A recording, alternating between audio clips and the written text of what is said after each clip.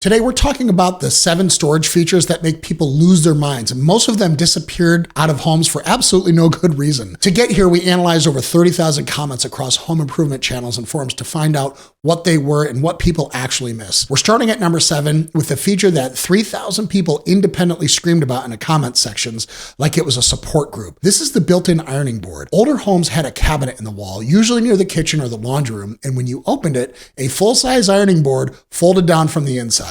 And when you were done, you folded it back up, closed the door, and it vanished. No dragging a wobbly board out of a closet, no leaning it against a wall where it slides down at 2 in the morning and scares the hell out of the dog. A retrofit wall mount ironing board cabinet runs about $80 to $200, and it fits between standard studs. You need roughly 60 inches of vertical wall space and about 4 inches of depth, and anyone who discovers one of these for the first time reacts like they just found a secret room. Did your grandparents' house have one of these like mine? Tell me in the comments because the nostalgia on this one is intense. Number 6, a dedicated landing zone at the entry you actually use, not the front door. What kind of psychopath uses the front door? We're talking about the door from the garage or the side door, or the back door, whatever door your family actually walks through 40 times a week, carrying backpacks and groceries, keys, and that jacket that never makes it to a closet. A landing zone is having hooks on the wall, a bench or a shelf underneath, and a boot tray on the floor. That's the whole system. $50 to $200 depending on hardware. When there's a designated spot for the chaos of arriving home, the entire house feels more organized from the moment you walk in. You don't need a full mudroom. You need 6 square feet of wall, 3 hooks, and a bench. Where does your stuff actually land when you walk in the door?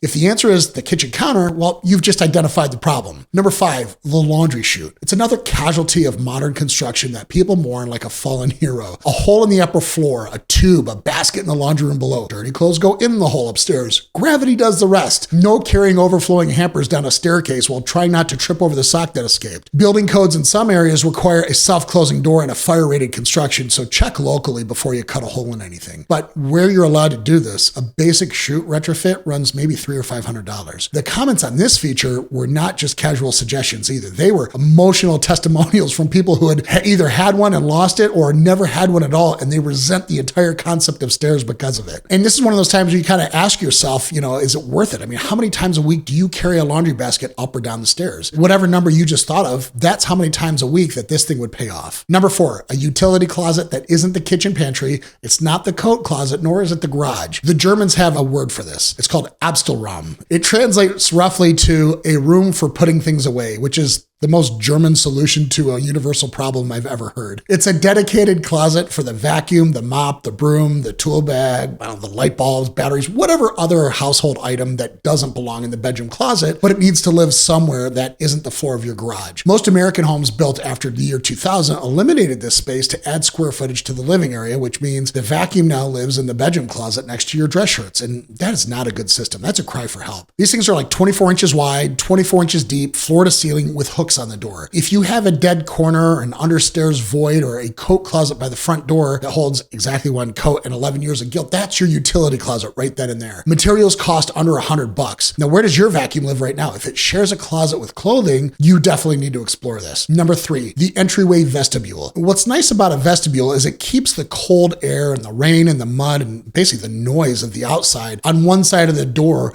while your heated living space stays on the other. Open concept homes sort of killed the vestibule because designers wanted you to walk directly into the great room for maximum visual impact. Well, that visual impact lasts about 3 seconds, but the draft from having no buffer lasts every day from October to April. If you have a vestibule, I'm telling you, do not remove it during a renovation. You could stage it, you can make it feel intentional, add a small rug or maybe a mirror in there. People in cold climates absolutely treasure vestibules the way that they treasure insulation. Quietly, deeply, with real money behind the preference. I'm curious, does your front door open directly into the living space, or do you have a small buffer there like I used to? If there's no buffer, you're definitely going to feel that every winter, and so does everybody else who visits. Number 2, closet systems with double hang rods and actual shelf for them. Not those wire shelf and single rod systems that the builder installed and everybody hated for 30 years. Double hang means at least 2 rods, one at standard height and one below, which instantly doubles your hanging capacity for shirts and jackets and slacks. Shelf rhythm means shelves spaced at consistent 10 to 12 inch intervals, so folded items will stack neatly. A basic closet system kit runs $100 to $300. The fancy custom versions are going to cost more, but the impact is nearly identical functionally because what most people respond to is order. An organized closet makes the room feel bigger. It makes the house feel maintained. The concept of move-in ready lives and dies in the closets. Even without spending a dime, decluttering to 50% capacity and spacing hangers evenly makes the same closet feel and look twice as big. Which brings us down to number one, and this is the feature that generated more raw emotion than anything else in 30,000 comments. And it's so obvious, it's a little embarrassing. This is a broom closet in or near the kitchen. It's 18 inches wide, one slim cabinet door with a hook for the broom, a small shelf for cleaning supplies, and enough depth for a standing stick vacuum. Nearly 5,000 people upvoted comments about this single feature. Not home theaters, not smart fridges, a place just to put the freaking broom. I mean, every single day you cook, something lands on the floor, you need the broom. Where is it? In the garage? In the hall closet behind the coats? Maybe it's leaning against the washing machine 2 rooms away. I don't know, but a broom closet in the kitchen means the broom is 5 steps from the mess every time. And when people see one, they just love it. It's involuntary. Materials for a broom closet, I don't know, we're talking maybe $100. If you have a sliver of dead space in your kitchen, maybe next to the fridge or at the end of a cabinet run, maybe beside the pantry, just frame it in. Sometimes the most powerful features aren't the ones that make people say, oh my gosh, wow. They're the ones that make people say, oh wow, finally someone thought about what it's like to live here. And now before you go floating out of here on this cloud of broom closet euphoria, I'm going to need to bring you back to earth. I made this video right here on the storage mistakes that make your home feel like it's shrinking every time someone opens a closet door. And one of them involves a linen closet that has become a crime scene. We'll see you there.